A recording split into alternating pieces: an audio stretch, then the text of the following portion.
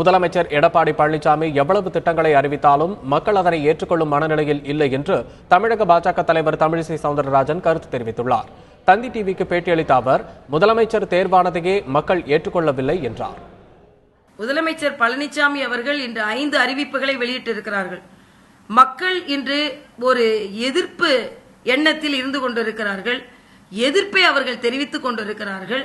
இன்று முதல்வரை மக்கள் ஏற்றுக்கொள்ள வேண்டும், முதல்வர் தேர்வான முறையை மக்கள் ஏற்றுக்கொள்ள வேண்டும், பின்பு அவர்கள் அரசாங்கத்தை மக்கள் ஏற்றுக்கொள்ள வேண்டும், பின்பு அவர்களின் திட்டங்களை ஏற்றுக்கொள்வார்களா என்ற கேள்வியை நாம் எழுப்புவோம். தமிழகம் இன்று 4 லட்சம் கோடி கடனில் தத்தளித்துக் கொண்டிருக்கிறது. இந்த திட்டங்களுக்கான பலன், இந்த திட்டங்களுக்கான முதலீடு எங்கே இருந்து வரும்?